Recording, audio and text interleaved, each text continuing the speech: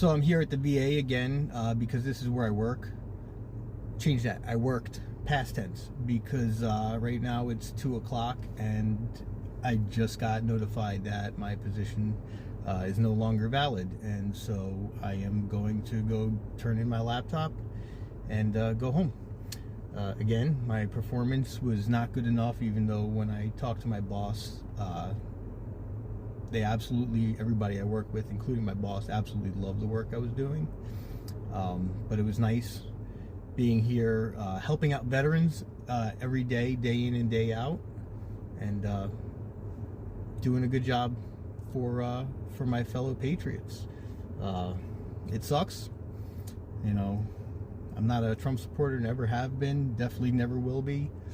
But yeah, this is definitely taking a meat cleaver to the entire federal government. And I know my specific position, I was helping veterans and their families seek end-of-life services, mainly making burial arrangements on their behalf, and actually doing funeral services for them. So yeah, it was actually a rewarding job, and look forward to having a good career doing something impactful, and I guess that's just not going to happen. So I'm going to go turn in my laptop and call it a day. And so I just wanted to say again, thank you, Trump. Thank you, President Musk. Let's make America great again, and fire everybody who is a hardworking, you know, somebody who just wants to do a good job for the country, and be a good employee and help out. So yep, going home, and wish me luck in the job hunt. Welcome back to Peace of Mind, everyone. Right now, about 75,000 federal workers have lost their job. Please, let's stay prayed up. Let's pray for these people as they are our neighbors.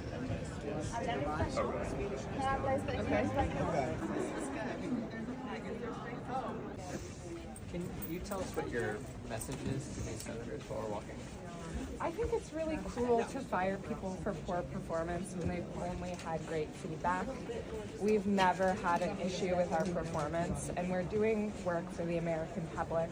We're here for safety, and we're patriots. We love our country. That's why we're taking these jobs that don't pay us in the private sector. I'm an accountant. I could get a private sector job tomorrow, but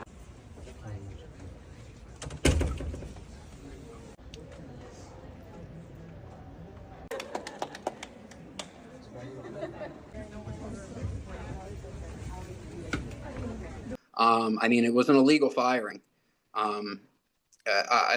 My performance was good. I was doing everything I was supposed to be doing. I was even one of those government employees that went every day of the week. I had to report every Monday through Friday, 7 to 3:30. That was my tour duty, and that's what I served. And here I am. I was a Trump supporter. When he talks about government waste and all that, yes, I'm behind it. I believe there is a lot of stuff in the government that needs fixing. And that's part of the reason why I actually wanted to work for the government, actually, to help change the things that are wrong in the world, you know? And I thought that someone with like his business acumen would have come in with a fine-tooth comb and actually found it, instead of coming in with a wrecking ball and destroying people's lives for no reason. These are not federal jobs. These are Pennsylvania jobs. Yeah. These are Philadelphia jobs. That is what is at stake. In Old City, a rally to support federal workers at a time of uncertainty. We are very apprehensive. People are shaking in their boots. They don't know whether to take that resign issue. They don't know whether to retire, or they don't know whether to run. Karen Ford Woods is the local AFGE president representing workers at the Veterans Medical Center. She joined other union leaders and workers across from Independence Hall for a rally with Congressman Brendan Boyle and the national AFGE president Everett Kelly, amid layoffs in the federal workforce in the first months of the Trump administration. Describe for me what these past couple of weeks have been like for you. Well, it's been very chaotic, okay? It's been going to bed, worrying about what's going to happen with our federal employees, people that I represent, and getting up worrying about the same thing. Kelly, though, describing federal workers as patriotic and tough. In Philadelphia, 400 IRS workers were let go last week. NTEU Local 71 Executive Vice President Alex Berman tells us. As to how we're doing, the only answer is poorly.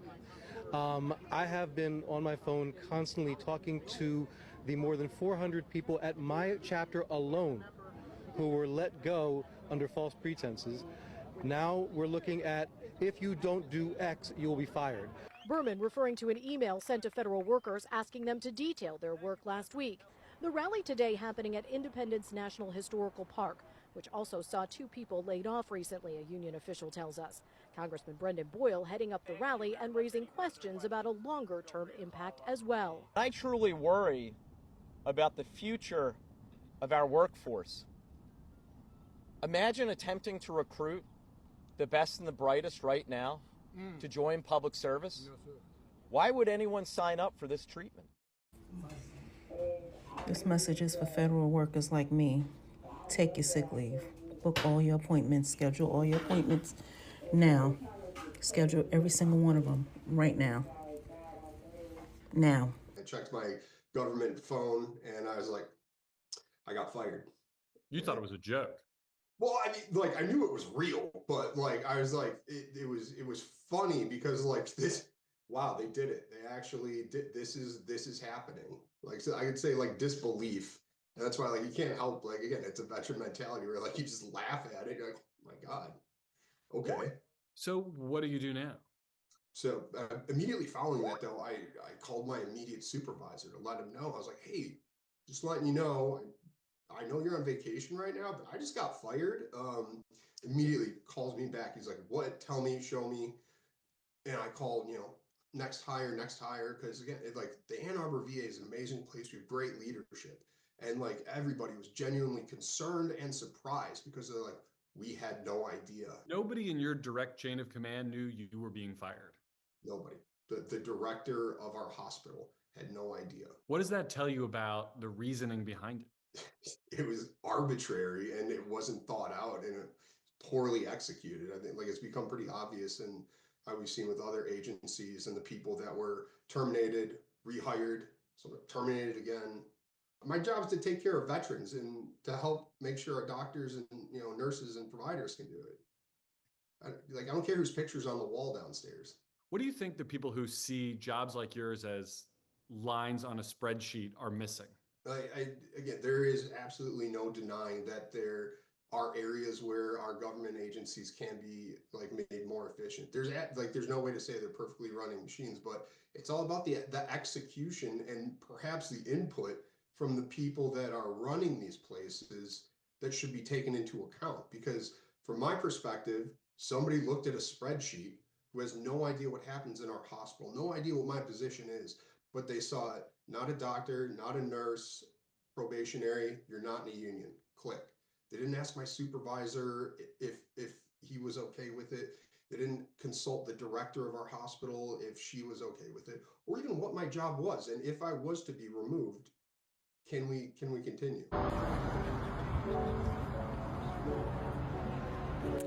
This is Sasha Allen for Capitol News Service, and I am currently in the Senate Hart office building where federal workers are filing into the offices of lawmakers.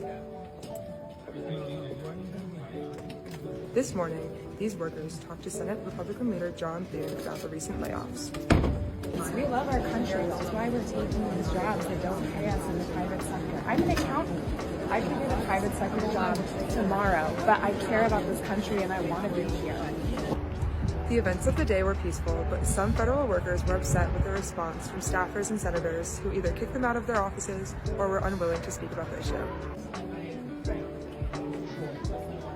Now I'm unemployed, I have a ton of debt, and I'm also losing my health insurance. Did it ever cross your mind that you could be fired in a second? That part actually never crossed my mind.